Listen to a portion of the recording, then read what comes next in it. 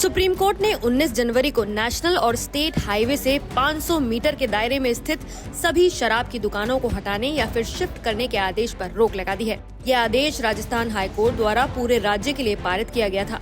हालांकि अब high court के उस सख्त और दूरगामी आदेश पर अंतरिम रोक लगा दी गई है। इस फैसले से एक तरफ जहां शराब कारोबारियों ने राहत की सांस ली है, वहीं सड़क सुरक्षा बनाम राजस्व की बहस फिर से गर्मा गई है। जस्टिस विक्रमनाथ और जस्टिस संदीप मेहता की बेंच ने याचिकाकर्ता की ओर से वरिष्ठ वकील मुकुल रोहतगी और राज्य की ओर से सॉलिसिटर जनरल तुषार मेहता की दलीलें सुनने के बाद साफ कहा, हाई कोर्ट की चिंता वाजिब हो सकती है, लेकिन आदेश की व्यापकता पर सवाल उठते हैं, इसलिए फिलहाल उस पर रोक रहेगी।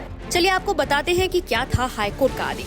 दरअसल दिसंबर 2025 में राजस्थान हाई कोर्ट की डिवीजन बेंच, जिसमें जस्टिस पुष्पेंद्र सिंह भाटी और जस्टिस संजीत पुरोहित शामिल थे, ने सुजानगढ़ गांव से जुड़े एक मामले की सुनवाई करते हुए ऐसा आदेश दे दिया जिसने पूरे राज्य में हड़कंप मचा दिया। इस मामले में स्थानीय लोगों ने आरोप लगाया कि शराब की आसान उपलब्धता के कारण सड़क हादसों और कानून व्यवस्था की समस्याओं में तेजी से बढ़ोतरी हो रही है।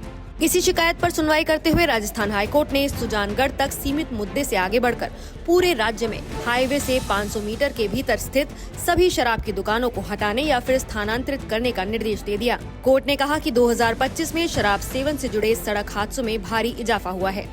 नतीजा, राज्य सरकार को 2 महीने के भीतर हाईवे से 500 मीटर के भीतर स्थित 1102 शराब दुकानों को हटाने या फिर स्थानांतरित करने का निर्देश, वो भी नगर निगम क्षेत्रों में मौजूद दुकानों समेत। हाई कोर्ट ने यहाँ तक कह दिया कि सुप्रीम कोर्ट के पुराने फैसले स्टेट ऑफ तमिलनाडु बनाम के बालू में जो विवेक राज्यों को दिया गया था, उसका राजस्व के लालच में दुरुपयोग हुआ। कोर्ट ने साफ शब्दों में कहा, 2231.78 करोड़ रुपए की कमाई के लिए सड़क सुरक्षा से समझौता किया जा रहा है। अनुच्छेद 21, जिसमें जीवन का अधिकार है, उसका हवाला देते हुए हाई कोर्ट ने साफ संदेश दिया कि राजस्व से बड़ा जीवन है। आपकी जानकारी के लिए बता दें कि 2017 में स्टेट ऑफ तमिलनाडु बनाम के बालू मामले में सुप्रीम कोर्ट ने सड़क सुरक्षा को सर्वोच्च प्राथमिकता देते हुए ये निर्देश दिया था कि नेशनल और स्टेट हाईवे से 500 मीटर के दायरे में नई शराब की दुकानों को लाइसेंस नहीं दिया जाएगा, ताकि शराब पीकर वाहन चलाने से होने वाली दुर्घटनाओं को रोका जा सके। बाद में कोर्ट ने ये स्पष्ट किया कि नगर पालिका और नगर निगम क्षेत्रों में पहले से लाइसेंस प्राप्त दुकानों को लेकर राज्यों को स्थानीय परिस्थितियों के अनुसार निर्णय लेने की छूट होगी। राजस्थान हाई कोर्ट ने इसी छूट को मौखरी करार दिया और यहीं से टकराव शुरू हुआ। सुप्रीम कोर्ट में सुनवाई के दौरान मुकुल रोहतगी ने सीधा सवाल दागा, मामला सुजानगढ़ गाँव का था, फिर पूरे राजस्थान पर आदेश कैसे? उन्होंने कहा कि बिना सभी पक्षों को सुने राज्यव्यापी आदेश देना प्राकृतिक न्याय के खिलाफ है। साथ ही उन्होंने ये भी याद दिलाया कि सुप्रीम कोर्ट ने खुद नगर पालिका क्षेत्रों में लाइसेंसी दुकानों को लेकर स्पष्टीकरण दिया था। सुप्रीम कोर्ट ने हाई कोर्ट की जेन्युइन चिंता को स्वीकार किया, लेकिन साथ ही ये भी कहा कि समाधान का तरीका संतुलित होना चाहिए। जस्टिस मेहता ने संकेत दिया कि राज्य सरकार भविष्य में सड़क सुरक्षा के लिए ठोस कदम उठा सकती है, लेकिन फिलहाल इतने व्यापक आदेश पर रोक जरूरी है।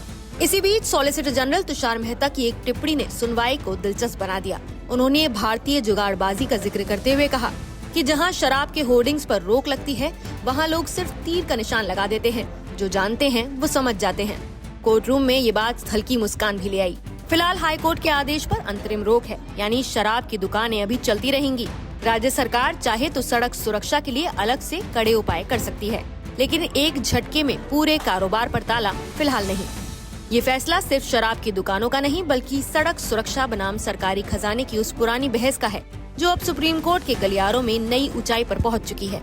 आने वाले दिनों में ये तय होगा कि राजस्व भारी पड़ेगा या फिर सड़क पर चलती जिंदगी। फिलहाल आपकी इस पूरे मुद्दे पर क्या राय है, हमें कमेंट करके जरूर बताएं। नमस्कार, मैं हूं मानक गुप्ता।